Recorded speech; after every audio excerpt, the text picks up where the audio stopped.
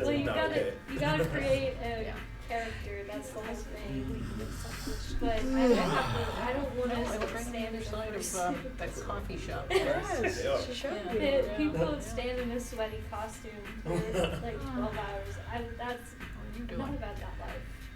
I did enjoy being Chuck E. Cheese. Yes, indeed. I'm sorry, being Chuck E. Yeah, when I worked at Chuck E. Oh, Cheese. Yeah. you were I Chuck would E. get inside the costume. You were Chuck E. Yeah, I was Chuck E. The E Everybody. stands for entertainment. Oh. Yeah. I love your manicure. No, be like, Oh, thank you. Chuck I E. tried to get it for the Cheese. kids. Yeah, that blows my mind. Yeah, I would never have done Charles it. Entertainment Cheese.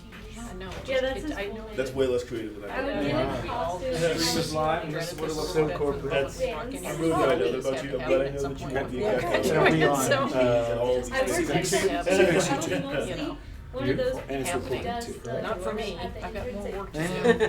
Oh, Eventually, I hope. okay, yeah. I mean, I haven't been to Chuck E. I'm Cheese. so glad we're finally here with these That job was Yeah. really shit. They discussions. let me Just take nice to off know what 2 actually hours, and they thought it was no 2 You hours, know? and they thought I was quitting, but I had Yeah, yeah, exactly. And they said sure. And then we came back and like you walked Hello. Yeah, take your time. I've taken too much time. It's okay, we're still missing Peru. I'm waiting for Peru. Yeah. Yeah. All right, okay. It's not Oh, right. Sorry, we agreed that you're the Oh, okay. Yeah. Yep. We have Where do you a- want me? Dash? Dash, Out of right those here. two. Okay. Right here.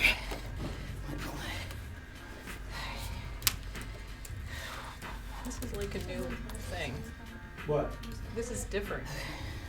Well, Usually we have like a person at a desk with no. Thesis. It's just 3 hours of this. So. It took us years. 3 years in the making. Yeah. Yep, and there it is, and it never stops. Yeah. Most people would have, since it's a loop, they would have duplicated and copy pasted frames, Yes. but we painted each one by hand. Yeah. 3,000 The minutes. craft, the Are you craft. just talking about the forms? You just sent me a DM that's what thesis thing? is? Well, yeah, like to sign up for. It's the, yeah, it's, It doesn't list the instructor. really? Yeah. So what number are you? What number are Oh, you? sorry, to register for the thing. Yeah, I'm registering for Totally, classes. yeah. No, I Crazy think, stuff. I think he would just register for thesis hours, right? It's just thesis hours, and it's whoever's working with him. Right. It's just, if it says thesis, just do, Okay. you know what I mean? Like There's whenever. so many of them though. And it doesn't, cause it's, we don't like meet a set time of it, you know? Okay, yeah. Wait, let me see what, can you pull it up? Yeah, right here. It is playing music, just so not if you like- talk to your people and they can hear the music, It's just they're- not like they're good. happening. Okay. They can see this car and hear It's the like music. where- they're Keep out. it in the headphone. Okay, cause it and just see if says you can I hear need that. this English. Oh, I know Yeah. it's working. I know the Yeah. stream's working. Oh, what's your It's thing? got it, I didn't know it's gotta who you just had be watching. whoever- Okay. Right, but if they are watching and they can both see the animation and hear the music, Okay. then Yeah. they've got Because the I full that may screen. be the way to go. So do you check? Sorry, I'm like doing If- tech so support. when in they pull up like thesis hours, and there's like 8 of them, and it's like. Yeah, look at your, it'll be, probably both on D2L. I usually check it through Banner though. And there should be, you will have Oh, a I'll have that. section Thank of you, your own okay. thesis. Okay, cool. And so whatever that number is, but why they don't associate them with names. Right, and then like when It's a too easy, student's but on it's too Banner simple. to put the, you Well, know, it's, like- but I mean, You well, can just like I would do it. this and- place, Right? well, You could why understand would it. you? You wouldn't have to Yeah, email yeah. multiple Are you able people. to see that? Blast them, no, but- Well, Are you able to? All of this should be on an Okay, app well, anyway. my site Okay. cannot I handle know, right? watching You the should be able to do this from your at the same phone. time. It's very that's what rude. I did with that for Banner. And it should tell you what you It's my dad. have yet to take, what you've taken. I told you to Yeah. get up. Paying I attention. Matt would want to spend with me for 7 minutes, and Even I if was applying to jobs, drink greater shorts. We said she said put her in intentionally. Yes. So true, bestie. Did you hear I'm back feeling from good. any of them? I'm About feeling what? better. Your Gotta job? keep- Oh, no. You know, Oh, yeah, I was doing my best. Okay. So it'll be like either on D2L in the fall, can you Why would put you or on relax Banner. one thing? You can hear the music and Yeah, that's like my whole strategy. and I went over there and I heard myself saying what I just said. It was really weird. That one. Okay. But yeah, Do you you feel like a time traveler? I do. I imagine what it feels like. I'm gonna sign up for thesis hours. No this usable seminar, data found. And then the general exercise. 'Cause I love No policy. usable No data. usable, that's, yeah, That's the the best. title of my Oh, book. yeah. Usable No data. usable data I found. should have looked. Okay. It's actually Okay. a really good title.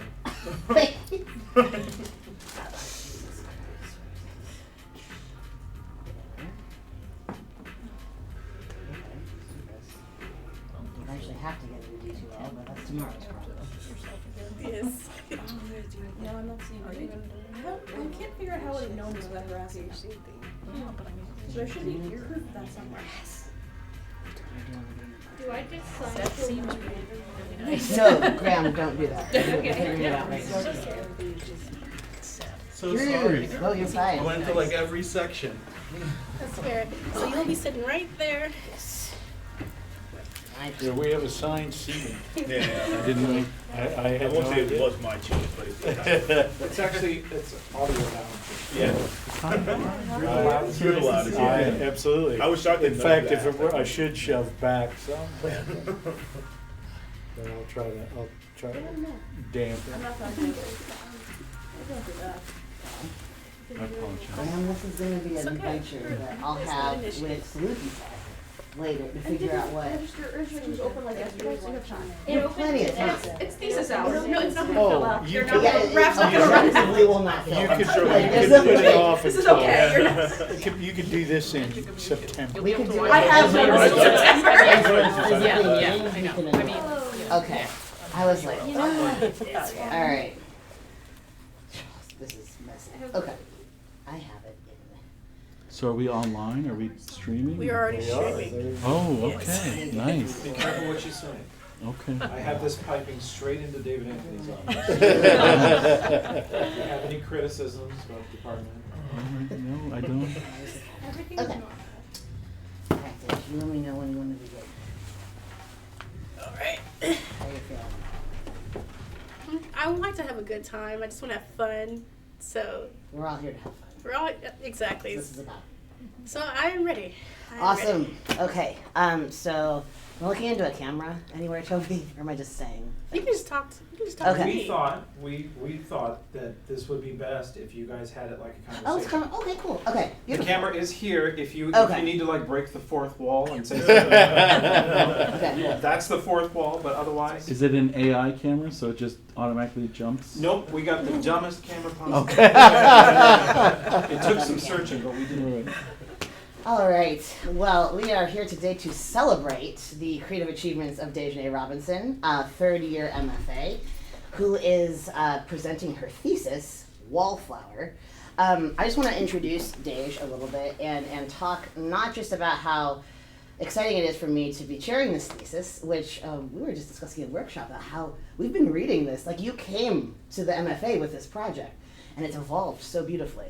But yeah, it's not just a joy for me to be chairing this thesis, but also just to be seeing you graduating from the MFA, triumphant, having done so much cool stuff, and headed off into PhD program. there. Yeah, okay. Well, I'll let you talk about that. I don't want to spoil it for the viewers at home. But Surprise.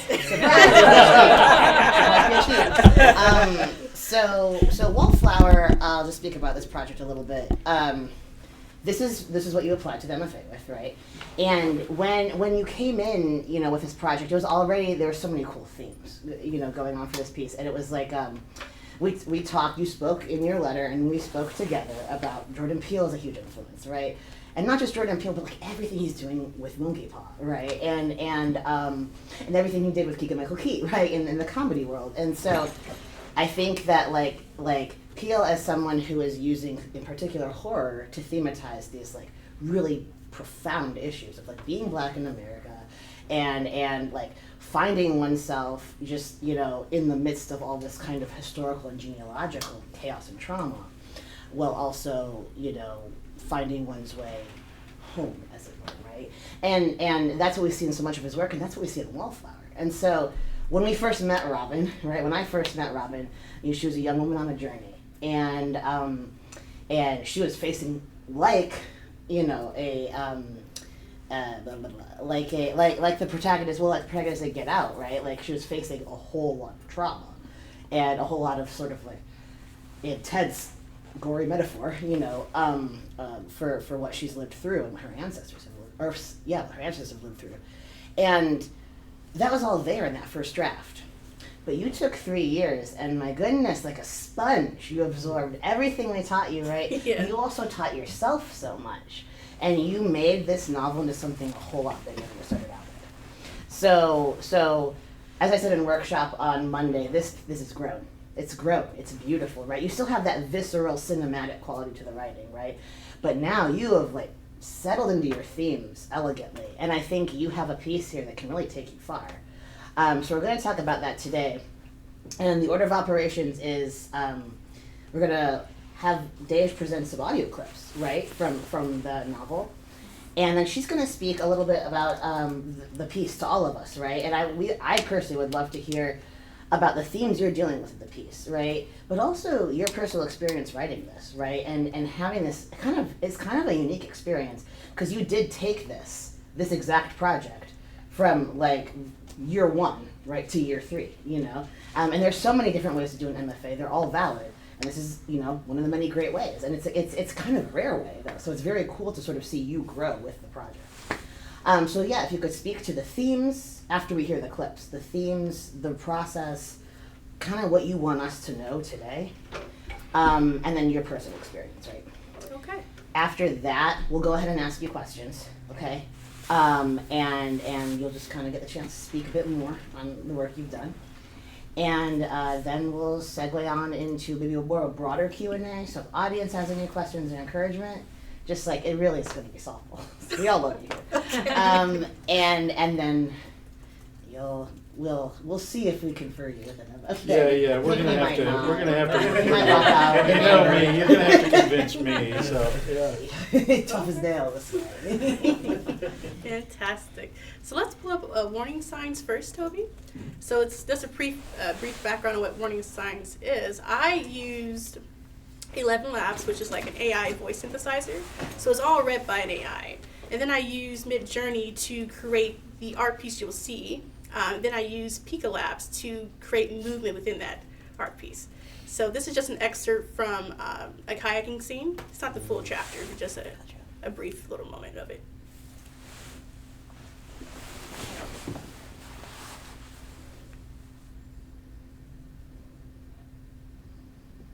It wasn't until I saw her delicate face and limbs entangled in the monstrous blades of bull kelp that stopped me in my tracks. Tears swelled up in my eyes. It wasn't the first dead body I've seen, but I recognized her. It was my cashier, Cheyenne, from the restaurant I stopped at over in Mercer County. How did she get here? What happened to her? I thought. Her skin absorbed water and bloated her body. The skin at the edges of her face peeled. Her complexion was no longer a honey brown hue, but was now a greenish-black pigment. She was missing some fingers, probably stolen by fish or crabs, or both. Her neck was clearly broken and distorted. There were bits of polypropylene rope material that was loosely attached to her neck. Loose folds flesh-floated, barely attached to her arms and legs. With shaky hands, I blew my whistle as hard as I could, emptying out the air from my lungs and belly. Someone had to hear my calls. Someone had to rescue her from her oceanic coffin. The water flashed her eyes open. I stared into dark, empty pits where eyes once were. I couldn't look away. Her sockets looked like endless tunnels without light. A wave rocked my kayak, and the cool metal from the whistle between my lips brought me to the present. I blew my whistle again. I couldn't see any orange kayaks coming my way through the rolling fog.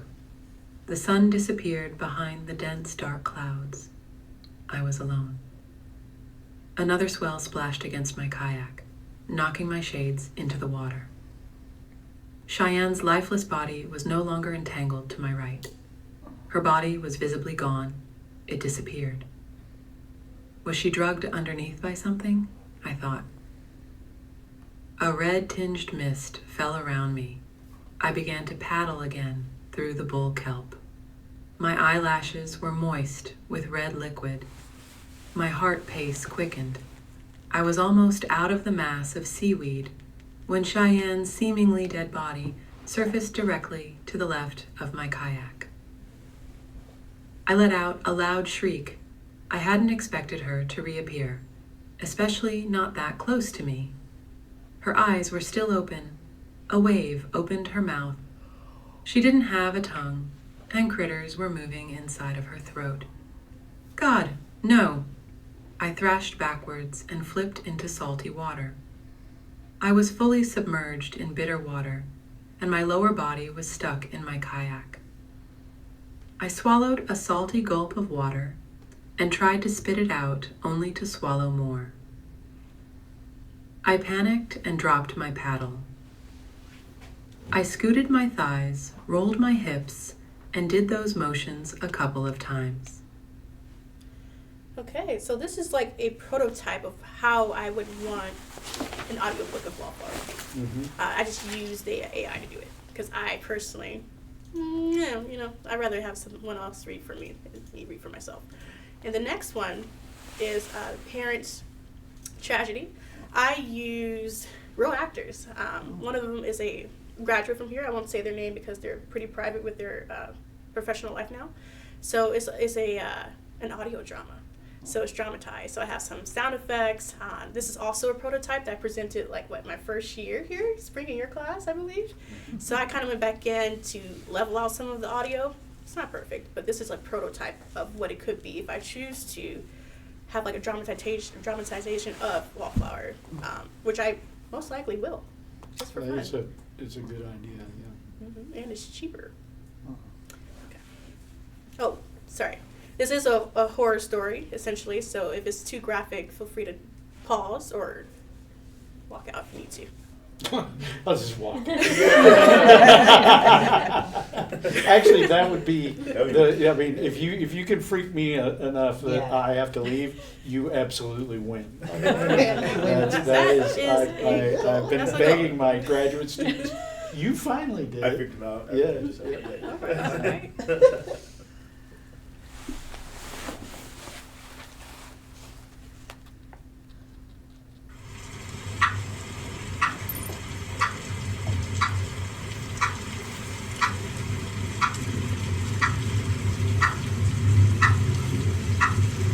I read from my notes that you've been having flashbacks in your dreams. So tell me about this recurring dream you're having.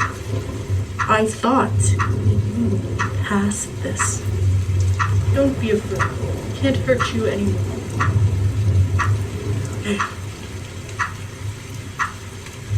Sweaty palms, wet cheeks, and heavy breathing. Sweaty palms, wet cheeks, and heavy breathing. Sweaty palms, wet cheeks, and heavy breathing. My mother told me to stay in this damn closet. She told me to stay quiet. You didn't.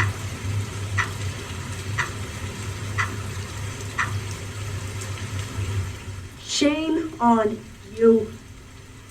I deserve better lives than that. Damn it, Lynn. I'm tired of your bull. I'm not lying, don't you see? This is our destiny. Now come here. Get the hell away from me, Francis. Please. Shut up. Shut the hell up. Our father doesn't like a begging bitch. You know that, Lynn. Don't you see, Lynn? This is our destiny. To fly with the birds and dive into the blood-red sea. To be loyal. Servants will never be free. Shut up. Darkness shall consume us. Righteous pleads of mercy are overdue.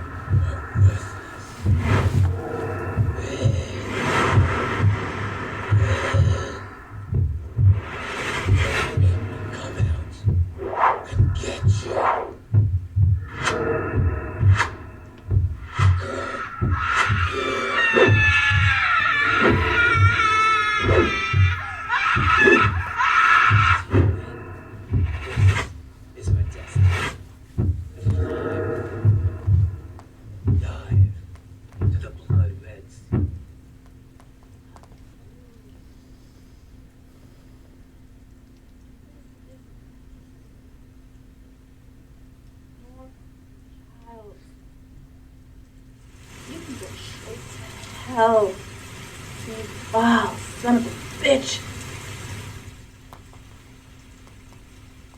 Please take this offering of blood.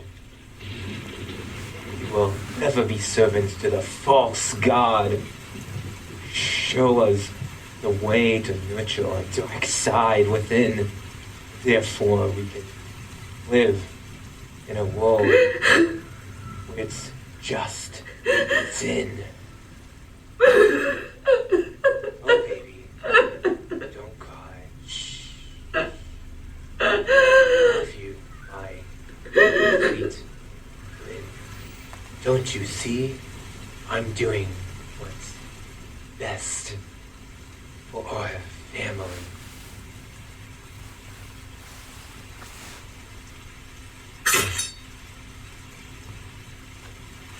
I know you're there, Robin. Come on out now. It's okay, my child. Come out of the damn closet. Oh, my sweet child. Don't you see? This is our destiny. One day, when the land is cursed, all shall see. One day, when the land's cursed, all shall fall to the land of hell, my dear child. Don't be afraid.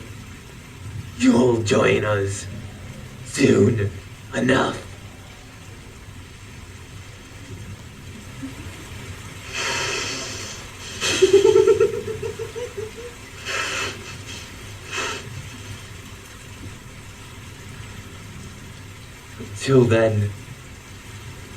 Until then, be the innocent flower I know you are. But be the serpent under.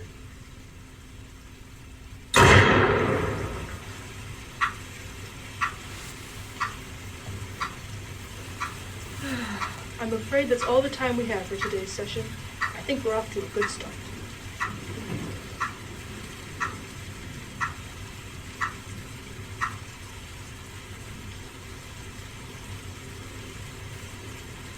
So that's the end of it. Thank you. I also hadn't realized how much I miss Greg Cass. Yeah. He's a good guy, good guy. So once again, that's just a prototype of what it could be if I were to hire like real voice actors outside of myself and other peers, and like an audio mixer too to help me out with that. That was my opening scene, but it might be moved, potentially. I have since rewrote it, added some new details into it. But that's what I have prepared for you all today. Awesome. Great. Well, Dej, if you'll tell us a little bit about now kind of the project globally, your sort of personal experience with it, and then maybe just kind of like how the themes fit in with your like life and work as an artist on a broader scale. Okay, I'll try my best to get into that. So I'll read my log line I have for it. So, daring trauma survivor Robin uncovers her dark truth. Demons and she-devils look just like her. Armed with her newfound strength and courage, she takes it upon herself to face the darkness and prove that true power comes from within. Wallflower. So that is my logline that I have. My themes are, I think there's a lot of themes with this story, but the major themes that come to mind is first the Black experience.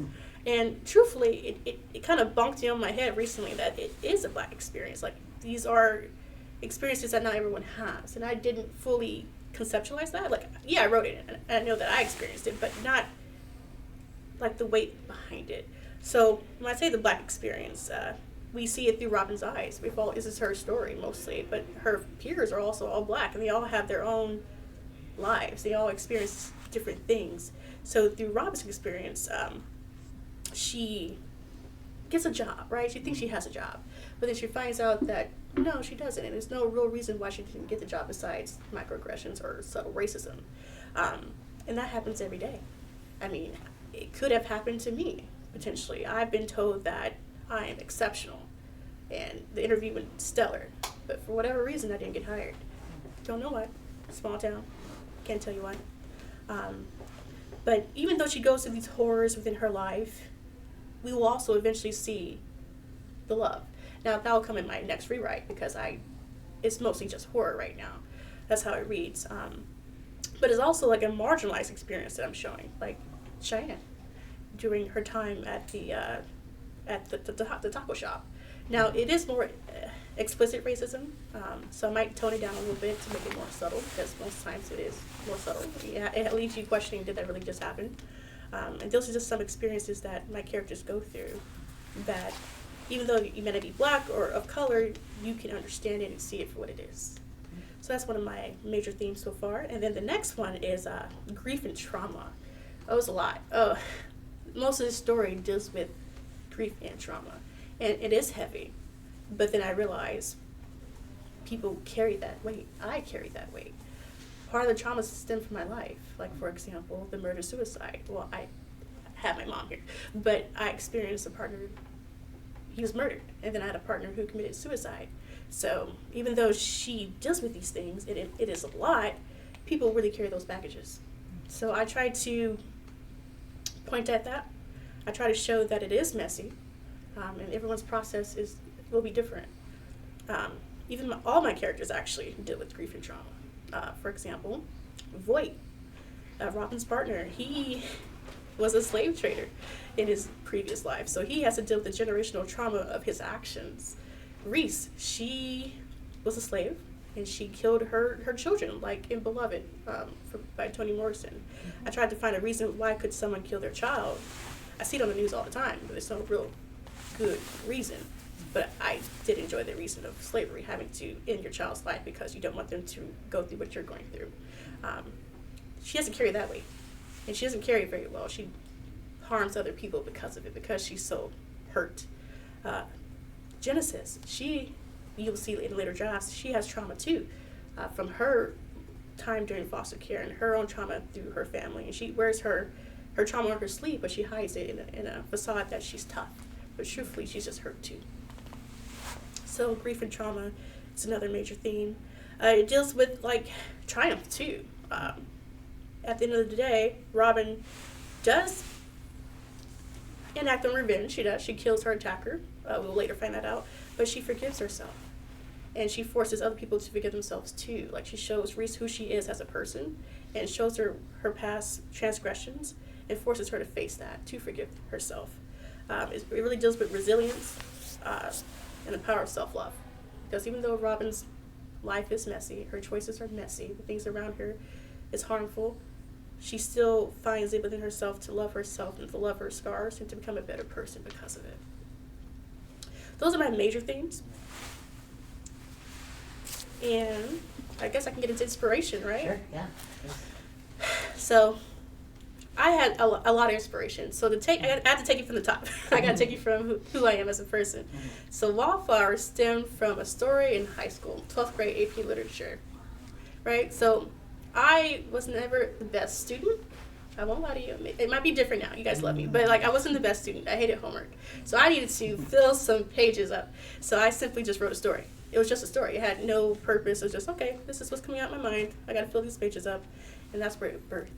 And then the more I thought about it, I'm like, I can actually do something with this. So wrote it, graduated, went to college. I said, I'm going to write every day it rains in Humboldt County. It rains a lot out there. Didn't write it all. Didn't touch it. And so after graduation, 5 years later. And then I'm like, okay, I've seen a lot. I became the first African-American editor-in-chief within 90 years of my time at Humboldt State. And I was in Humboldt County for a long time. It's a small, very small county, not a lot of black folk at all. Not a lot. So imagine what it would be like to be a black woman out there. So I had that on me. I had that baggage, but I used it for good. I needed a job, so I got a job at a gas station because my jobs as a journalist didn't follow through. Their reasons are their reasons.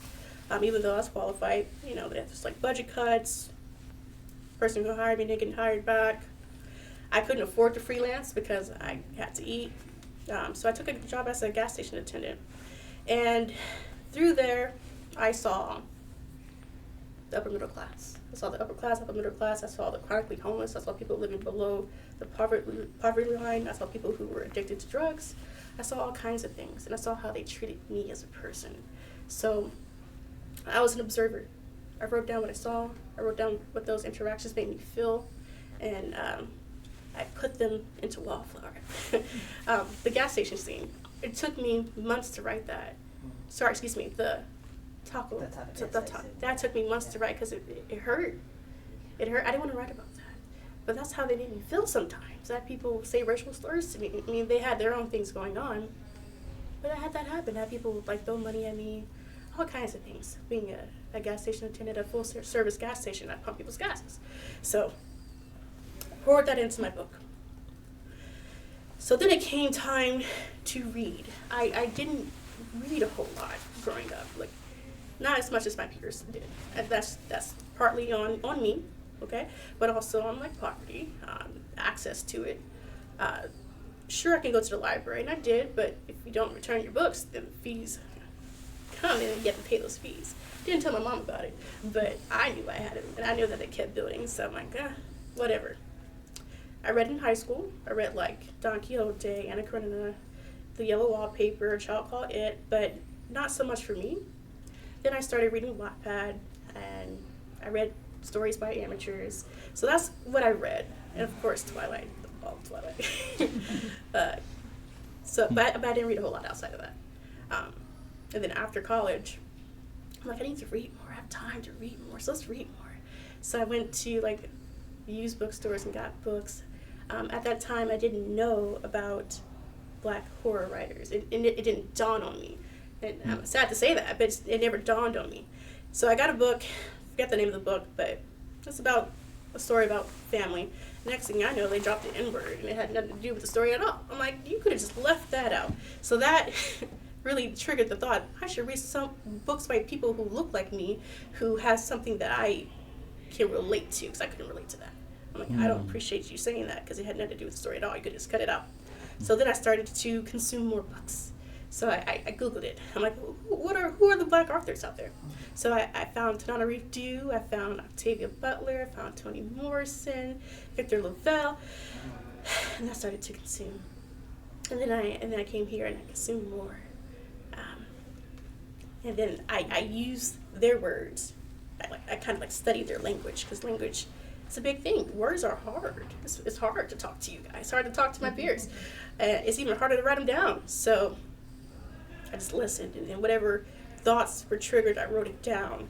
Or if I like listened to a song and that inspired something, I would write it down. I write down the scenes. I have like over 200 notes in my phone of inspiration of Wallflower and other stories that stem from reading these authors, that stem from music, that stem from going a walk in the park, walking around the lake, driving, cooking, anything. And I just wrote it down. And then it really revealed itself to me. And it took, 10 years for the story to reveal itself to me. I thought it was one thing, and it turned out to be something totally different. I originally did not have a plan for it. It was just a story. It wasn't even like a Black story, a white story. It was just a story. But then it became something so much more. It became like a responsibility almost, that I had to tell my story, tell the story of what I see around me, and then expand on that. So honestly, even though I'm submitting this thesis to you all, I don't think it's done yet. I think maybe I have to tap into more, expand on my themes, and really let the story come alive. I'm pulling up my thought experiment of what Wallflower boils down to. It boils down to, how can I justify the atrocities of the world? And I do so by saying people are influenced by demons. But truthfully, people can be really awful. But that's my thought experiment. And that is what I have so far. We can talk about craft decisions in a little bit. You guys ask me questions, I assume. Yes. But Thank you. that's how I birthed Wallflower. Beautiful. Thank you so much, Dave. Good. There's a lot of info in there that I was actually hearing for the first time, you know, and kind of like getting that full picture of, you know, where you came from, where you're at now, where you hope to be going. Really lovely. So yeah, I definitely, I'm sure my colleagues have questions. We all have questions, right? I will open, I think, I have a few. The question I want to open with is, like, yeah, I mean, Beloved is a horror story and a supernatural story. And Beloved is how I fell in love with Toni Morrison. As I read Beloved in high school, I was like, oh my God. When I think of, it's such an, I'm so glad you brought it up, because like when I think of that book, I think of, like, yes, like the speculative and supernatural being used as a kind of like as a thought experiment in a similar way, right? Where it's just sort of like, how can we describe, or how can we begin to make sense of this like horrifying generational pain and trauma, other like just through the objects in our world now? We can't, right? So what if ghosts are real, right? What if, right, we can have this whole new kind of cosmology, this whole new metaphysics to help us understand this trauma. And so a lot of my questions for you today are going to come kind of like from that idea. But the first one I want to ask is, like, you know, like the characters in Toni Morrison novels, right, who are like undergoing intense pain and trauma and like unspeakable pain, right, and also have like ancestral pain, saying that generations. Robin is experiencing that, right? Like Robin has this. We watched, right, the murder-suicide of her parents, right, and she encounters the body of Cheyenne, right. So both of the sequences we got to kind of watch/listen to today just describe two really hugely traumatic events for Robin, right? And she encounters so many, I think, throughout the novel, right? But also, I think what I so love about Toni Morrison is she's kind of alchemizing a lot of this pain into resistance, transcendence, and even joy, right? There's even joy and liberation to be had in The Bluest Eye, which is this, like, right, like such a difficult book, and you're doing that as well, right? Like you are putting those building blocks into place, right? Where it's like, because I know, and I think we've talked about this, it's like Robin's having a hard time, right? But we also want to make clear that, like, Robin has a lot of joy and love in her life too, right? Yeah. And so that's kind of my question to you, right? As you're going back, because no thesis is done. No. But even when you sell the book, you're going to be editing it for years with your editor, right? So, like, it's not done, not even close. But it's so much farther along, right, than when we first saw it. And I'm wondering, can you speak to the work you've already done and the work you plan to do to alchemize that pain into joy, right? Mm-hmm. Or to show that balance in Robin's life of the hard stuff, the traumatic stuff, and also, like, specifically, like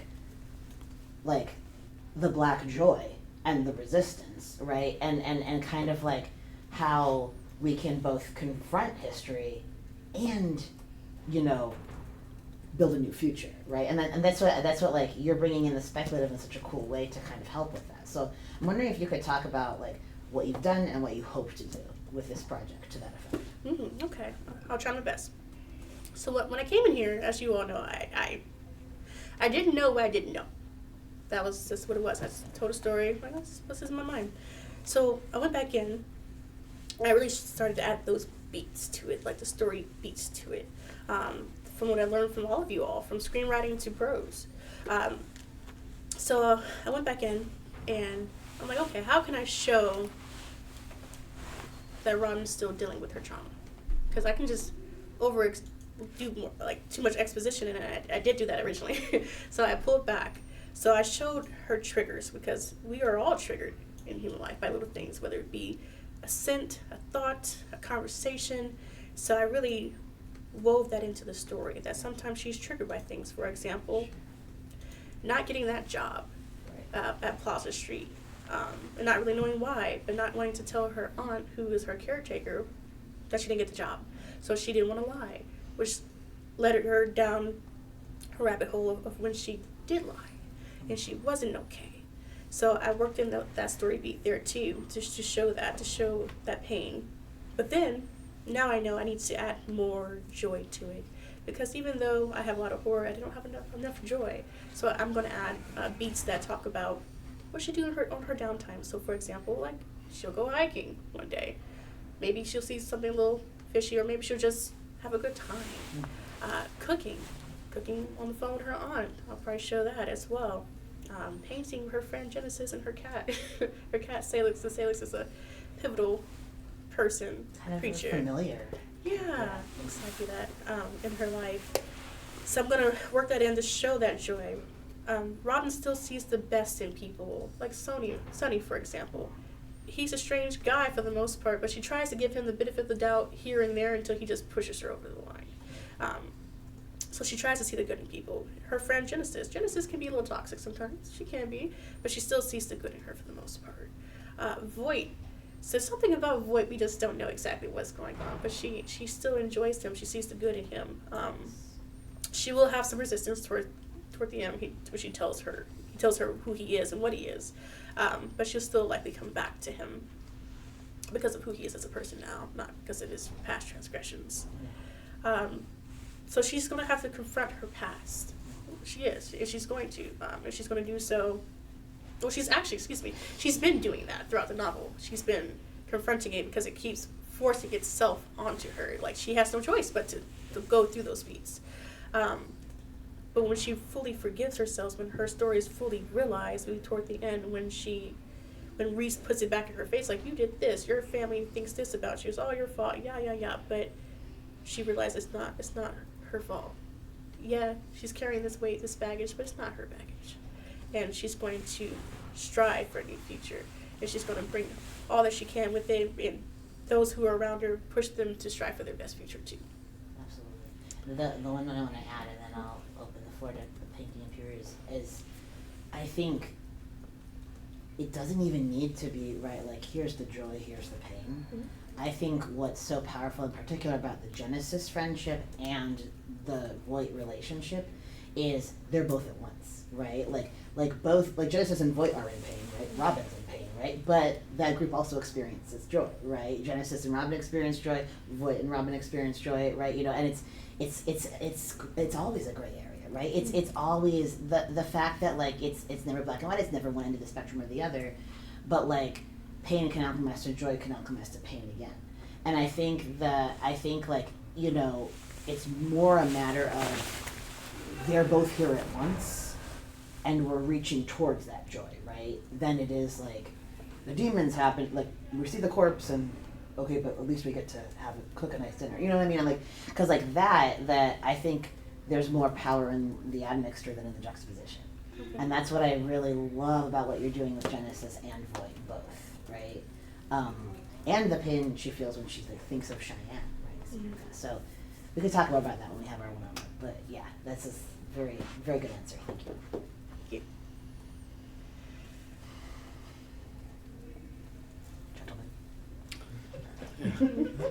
Me in Peru. Peru. It sounds like a vineyard.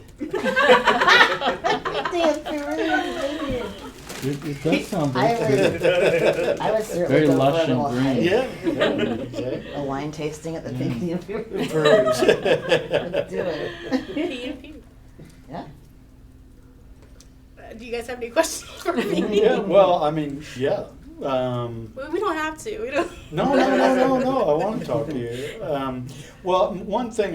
This is not a. You know, I know we don't want to turn this into a workshop or what have you, but I wonder if you've tried this, and I'd be interested to see the result. Is in the clips that you have from Pika Studios, if you would double that, duplicate that one clip, right, and then reverse it, you'd end up with a perfect loop, and then you can, so that, I mean, you may like that jump cut. I don't know. I mean, maybe that feels sort of like a heartbeat to you or something like that, but it would take that jump cut out of that repeated pattern, and it would look a lot less like it was repeating and a lot more like it was just flowing. Yeah, and I think it would, because I love that image. I just think that, you know, the face with the kind of animated pattern over it is beautiful, and I watch it all day. But it's pretty easy to make that into a perfect loop. That may be too, angular or I mean, you may be looking for the angularity, and I'm trying to take the angularity out of it, but, that just as a visual. And as part of that, I guess the other thing I would say is don't sell don't sell what you've done short just because the production value may not be what you want it to be. Like the thing you did the first year you were here, like for me, that's like, and I'm the only person in the room old enough to have any memory of my family's memory of this, but radio plays, right? Go and listen to The Shadow or Inner Sanctum, these radio plays from the 30s and 40s that my mom grew up on, my dad. And it's, they're melodramatic, by our standards, they're melodramatic, there's a lot of background noise, they're live, so people muff their lines and stuff like that, and they're intoxicating, right? There is a quality of immediacy that I think is irreplaceable by higher production value.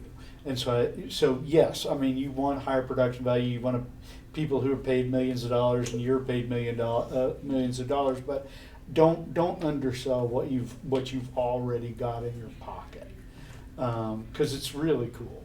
And one of the things that this project speaks of, and that, well, maybe I should ask questions, but I love what you love is the sort of depth of this project and the sort of personal, the history of the project is deeply interesting to me. And this is one of the few projects in graduate school that has enough history to make an interesting history. You know what I mean? Because usually it's somebody, in their last 2 semesters, right, figures out what they want to do and they're typing like mad. And this has a real depth and flow to it and a real progression. So I'll ask a question. And I'm sorry, I'm speechifying, but so just from a selfish point of view, because we're sitting here in CVEX, can you talk a little bit about the sort of the digital element of your work and your education?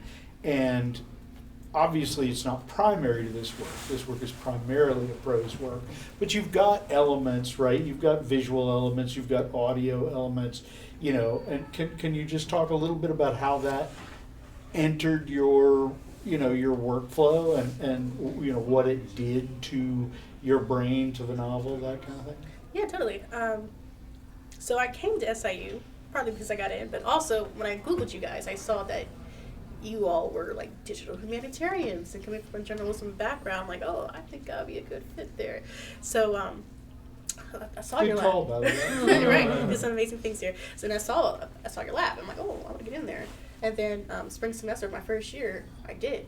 And then I was exposed to things that I don't know if I would have tapped into if I hadn't come here.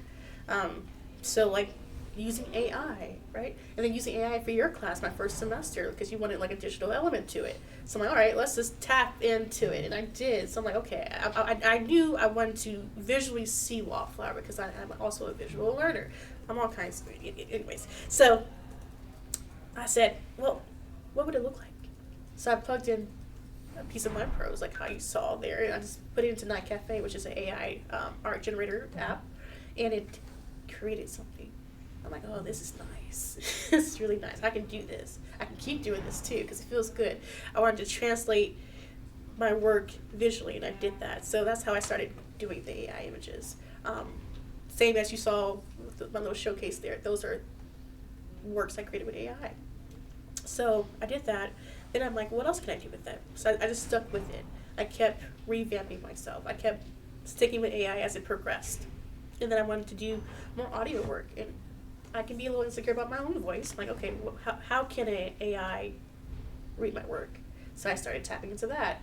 I did different versions of it over the course of my time here with different platforms. I think I like 11 Labs a lot. It sounds pretty good. Shout out to Toby for putting me on that. And that's kind of how I tapped into my digital element of my work. Was there another part of your question that I missed? Well, no, that's really, I wanted to just hear you talk a little bit about, how you came into it, because you were the first, right? I mean, you came in very early in the, time where we had a lab that was working with AI and with digital stuff and that kind of thing. And I remember, and I wondered whether it was worth doing, you know what I mean? But I remember when you got a hold of it, right, and you were just like, what else can I use this for? And then, you were the first person who produced digital images I thought were worth looking at, right? That not just for my own sort of personal satisfaction, but this is really an expression of this person's art. Yes.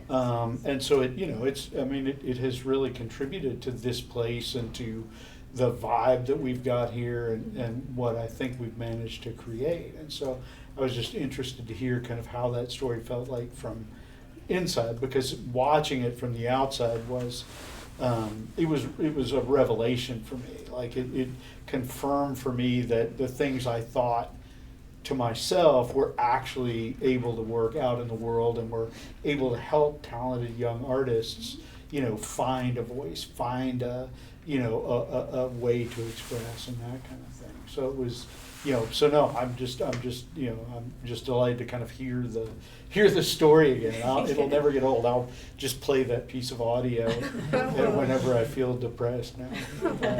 But no, it's really cool when that you came here predisposed to the sort of digital humanities thing, but that you as a conventional prose artist, or conventional is not the right word, but but then you found ways that this could sort of open up worlds for you. It did.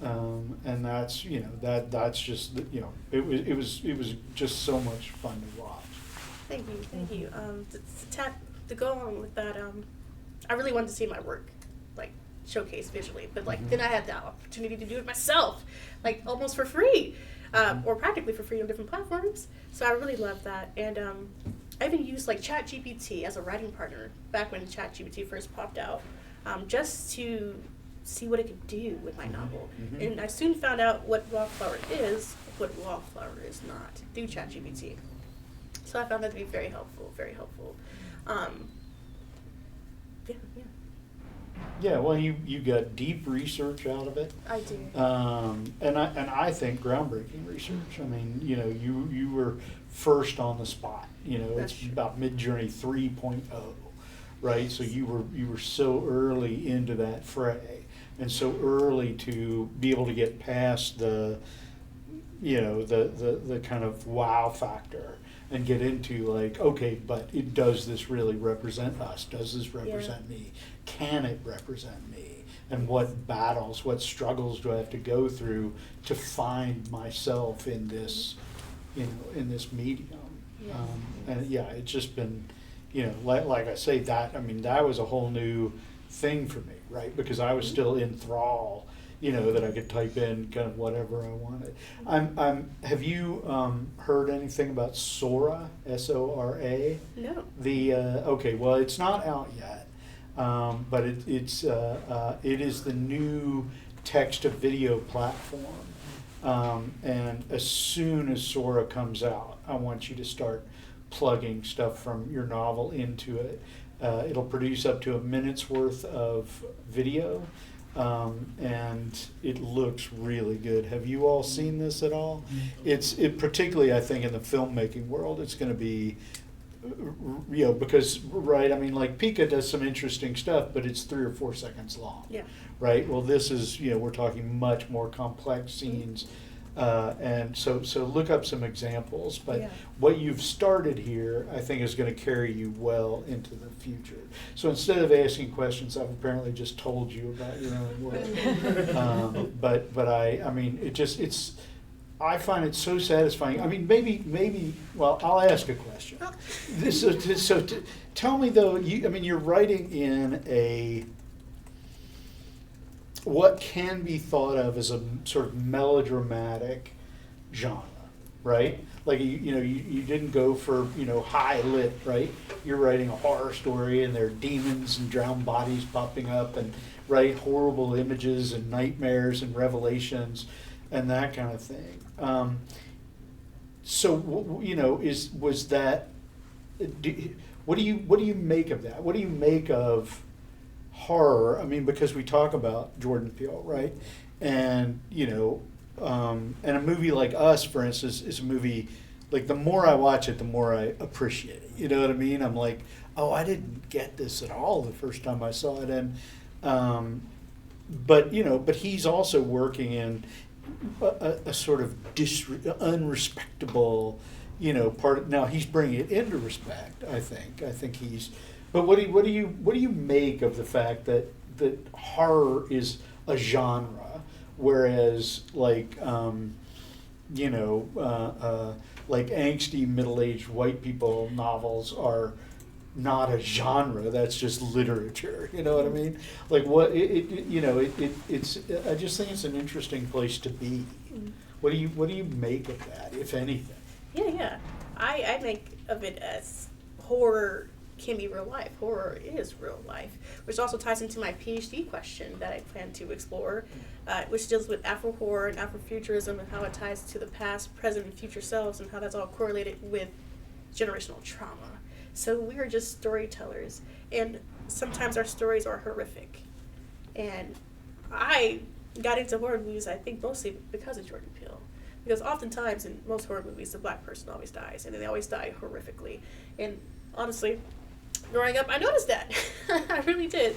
I remember that. A lot of us did, yeah. I mean, I'm glad it's changing now, of course. But like Deep Blue Sea and Anaconda, the black person lived in that one, and like I shouldn't be able to count that. I shouldn't be able to pay attention to that. Mm-hmm. So, to me, horror is real life, and when it's told by the person who I want to watch it by, it can be told very beautifully. Mm-hmm. I really enjoy Tanana Reef Dew's horror. I stumbled upon her on Audible, and I'm like, oh, this is nice. I can relate to this. Oh, this character experienced that. My family has too. Do you know Nanette Okafor? I haven't read her books. I read like a short story of hers. Okay, all right. But that's just someone to add to the, add to the quiver, I think. Yes. I read Out There Screaming, the anthology by Jordan Peele. Read that. So I'm consuming stories that matter to me, because not all horror is good to me. Some of it just doesn't have a purpose. So I like horror that has purpose to it, which why I said it can be real life, because typically those stories are rooted in things that need to be told. I agree. Great. Well, thank you. I actually managed to ask a question. Amazing.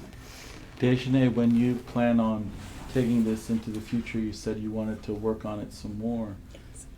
What are you planning on doing? Do you think you're going to take it into the cinematic, or does it mean more revisions on the novel, on the language? I have a list. Okay, so curious. Yes, I'm going to iron out those details and rewrite it, right? And then of course seek representation for it. So I'm going to go the traditional route of publishing personally. I don't want to self-publish. No, shame against that. I just don't want to. I'm going to write the screenplay. You read an opening scene of the screenplay. Now that I know how to write screenplays, I'm going to revamp it. I noticed that my screenplays are they're visual first, right? So I don't have interiority, but that informs my interiority to the prose, and the prose informs the action in the screenplay. So I'm going to write a screenplay too for that, and potentially apply for grants, make my own. Make my own movie for me, and then distribute it because it's mine. If someone picks it up, sure, that's fine, but I'll still be a part of that. I'll still be a part of that decision making. Maybe I'll help direct it. I don't know. But I'm not too hung up on someone else picking it up when I can do it myself. And then distribute it, eventually have some kind of production company, and then eventually make it like official with an LLC when I'm ready to pay those taxes, but I'll still be producing my own work. And then that's my goal. Of course, when I become a professor, I'll still be a professor to fund my dreams, to continue writing screenplays, to continue to make my own movies. But those are my goals. And it starts off with Wallflower. I'm also curious about history itself. Okay. And how much that'll be involved in Wallflowers. I don't know if you were there when we had that talk with Amir Sultani. Do you remember Amir Sultani at all? Yes, from Harvard. He went to Yes. Harvard for a little bit. And Yes. he made that film about Oakland, Dogtown Redemption. Yes. And if you remember, I don't know if you were there or not, but just to let everybody know, that film took him 7 years to make because it dealt with race, identity, grief, trauma, and he was documenting a lot of the homeless in the community, and they were trying to make a living on their basically recycling center in Oakland. Mm-hmm. And in order to understand not only the documentary subjects, but he felt like he needed to understand Oakland itself and the history that was going on. So I was just curious whether history or like research into history is going to help Wallflowers, and also have you thought maybe Wallflowers needs that kind of time, like Amir talked about, like he couldn't make it any faster than it needed to be made, you know, that maybe it actually needs time because of grief and trauma, that sometimes those stories take longer to tell, you know. Essentially, yes. I'm still gonna re-edit it, because I might find out things I didn't know. I do plan to read more memoirs to inform myself from people who have worked through those traumas, and simply kind of take what they wrote and take it and make it my own, so I can inform my characters a bit better. Do more research that way too. It's been 10 years in the making for this, so I don't know how much longer I want to wait. But if it needs more time, it needs more time. I'll just edit it. And still keep shopping it out there and editing it the way it needs to be. This is just novel number 1. There'll be a book 2. And then there's other ideas I have that I'm going to write. So if it needs to take more time, it'll take more time. But I am feeling pretty good about it so far. Well, I've got one last question, and if these two don't have any other questions, we'll open it up for like a little bit of a bigger Q&A. Okay. And then we'll wrap up. But so my final question is kind of piggybacking off of Pinky's question about like what do you make of kind of like being a horror writer, right? Or like working like I think everyone in this program is a genre hybridist, and I think so many like exalted literary writers, and we've talked about this, right? Colson Whitehead, Jonathan Lethem, Karen Russell, they're all genre hybridists. And I think you're doing the same thing, right? Or you're like, hey, it's horror, it's got the horror beats, it's got the horror, you know, like ideas and metaphors.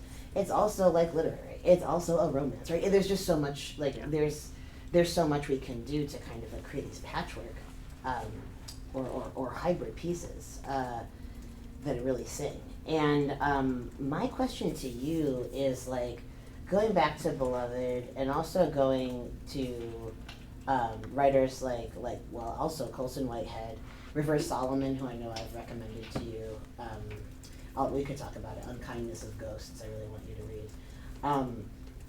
And when we talk about Afro horror and Afrofuturism, right, and how all of these writers, Nydia Korfer, another good one. Nydia Korfer is using like hard sci-fi, right? Like she's using like this blend of like sci-fi and African mythology. Merlin James is going back into like the mythological as well, with his like the House Fire Title, the Red Leopard or whatever it's called series. He's a big, I think, trilogy. And then Colson Whitehead's going speculative, right? And I wonder, right? You've gone horror and speculative. The big thing you're really using here is demons and demon possession. Like that is the big thing in Wallflower, right? Mm-hmm. Specifically demon possession, there's a kind of like eroticized element around it with Voight, right? And then there's and then there's like also like a violent element around it with Robin's father. And other characters as well. And so I'm really curious if you can speak specifically to the metaphor of the demon possession, right? So like if like Nydia Korfer were here, or Colson Whitehead were here, or Marlon James were here, we could be like, okay, like how does the experience of like being a Black American, right, like inform your aesthetic decisions in this novel?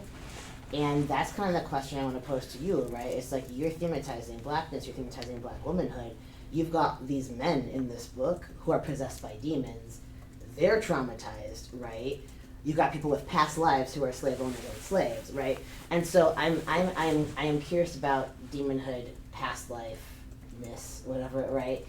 And really how that's stepping in metaphorically for you, because I think the more clarity you have around this big metaphor, Dej, the novel is going to resolve from the kind of peaks and valleys problem it's having right now into something more even more cohesive, right? It's gotten cohesive over the years, but it's going to have even more cohesion. So can you speak to demonhood and then past life stuff in Wallflower specifically, and trauma? Okay, I will try my best. So at first I want to touch on, I almost have a responsibility when writing horror, to not do more harm, like how Aaron had talked about doing harm in movies. I don't want to do more harm with my work, because even though they're going through these things, these are real things, I don't want to accidentally portray something harmful to the Black community. Like, for example, what critics are saying about the new Good Times show on Netflix, that is can cause more harm because it's not really uplifting positive stereotypes. So I have to keep that in mind when I write. That's just my own personal responsibility. As for the big metaphor of demons and possessions, I kind of touched on that earlier today, excuse me, that there are terrible things that happen in the world. And I use this metaphor to almost, I don't want to say write off, but like to explain it. Like, people are evil beings because they are influenced by an evil being. And that evil being was created by that past trauma. And that past trauma is individualized. Like how I mentioned before, Reese's past trauma is the fact that she was in slavery and she had to do what she had to do for her children, and she hates herself for that. And she wants to get rid of that feeling by burying it by harming other people. Sonny, for example, he is influenced by a demon, but he's influenced in a way that he was kind of already evil, but it wasn't tapped into. He wanted to still be a good guy. And then I explained that he isn't a good guy because of the influence of a demon. But truthfully, wholeheartedly, it's just Sonny. So I kind of play on that metaphor that way in the story, that people are going to do terrible things, but the fact that they're doing those terrible things is, one, because it's already in them, but two, it got tapped into by something influencing them, and that something is demonic. Sure. But in reality, it's just human nature. Sure. I think I should dive more on that metaphor and really work it out more. And it might take a little time. You could. I will do it before I can be more aware. But that's my reasonings behind it, and that's how I see it. It's like, okay, people are doing terrible things because they're influenced by something other than themselves. However, it was still already in them. No. Yeah. Like, for example, even though Robin's not influenced by a demon, she still tries to murder her attacker, and her attacker was influenced by that demon. Right. So she still has stuff going on inside her, and maybe in a way she was influenced because of the past. It's like a chain reaction. Even though she wasn't physically influenced, it was someone else influenced someone else, and then she took it upon herself to commit that. But that's the basic way of how I'm going to explore why people do terrible things. Even like, what's her name? Excuse me, Jet Diamond. She's influenced by a demon too, and that kind of explains her microaggressions and racism. The woman Teresa at the taco shop, she's influenced by a demon as well. When she spews out that racist slurs and things like that, she's influenced too. So that's kind of just my way to say people do terrible things because of that reason. Sure. But I should explore it a little bit more. It's such an interesting kind of cosmologically. It's like where is the human stop, the demon start, right? There's so much cool stuff to work with there. So yeah, we will talk more about that like post hoc. And make that a little more clear of how, like, the transition of it, like the literal transition, like what happens? Do they like physically touch you? Do they like have to have a conversation with you? So I get that totally. I've been thinking about that too. Like, how can I show that? Because the transient man, he comes back. James, he comes back in the end, because he was also influenced by a demon, and he comes back from the dead, and eventually will become a demon himself. So I got to explain how that transpires. Cool. Awesome. Thank you. Excellent answer. Piruz, Higby, any other questions? No, for that Dej? was fantastic. Yeah. Well, before we'll hold our applause for just a minute, I want to give our audience a chance to ask any questions they may have. Anyone on? Is there like a? Kobe, are there people like watching online who are interacting with us, or is it's not that right? It's a different kind of setup. I haven't actually checked, but I'll look. Yeah, take a look. In the event that there is anyone, we'll just make sure. And if anyone has any questions, raise your hand. Let us know. Other than that, I will ask the ultimate wrap-up question if no one has any questions. Any thoughts here, y'all? Y'all good? I have a question. Oh, yes. Wow. Mother Robinson. Mother I thought you were Robinson. Incredible.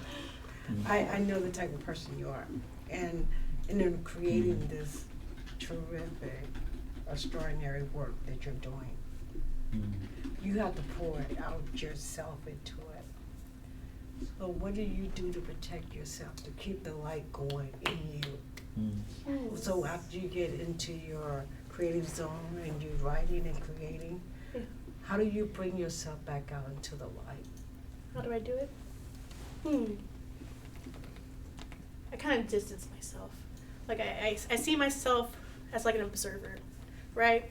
Like, yeah, I have bits and pieces of me in the story, whether it be characters or experiences, but then I take a step back and I try to push it to its highest maximum level. Like, what else can I get from this? And then I just remind myself that it's not me. Yeah, this stuff hurts, but it's not me. And there's still a light at the end of the tunnel because Robin keeps getting back up. So that light in you is giving her courage to get back up. You see something that you can also pour out of you into that. And the end game. Exactly. She gets back up. That's why the themes are like just based on that resilience, based on that self-love, based on that forgiveness. And all my characters got to forgive themselves for something. That keeps me going. By far the best question. Yes, thank you so much. Deja's mom, that was, so we actually are having conversations in class or two about what can you do to protect yourself emotionally during the writing process, in particular when you're dealing with traumatic themes, and then also after it's published. After it's published and people are reading it and people are emailing you and people are interviewing you. May I throw Very something true. in? Yes. We pray before she gets into her zone in writing. We take this to God. And then everything that she touches, we actually bring light and growth to it. So I just want to know what I want to know. Am I okay? Are you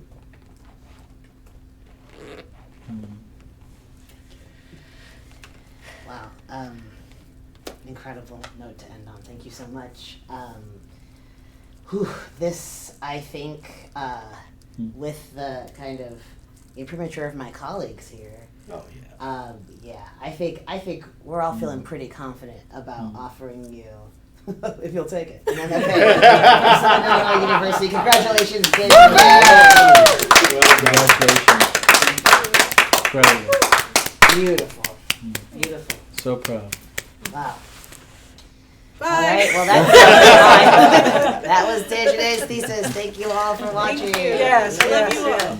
Thank you all for being here. Yes. Did you hit stop record? What are you going to say?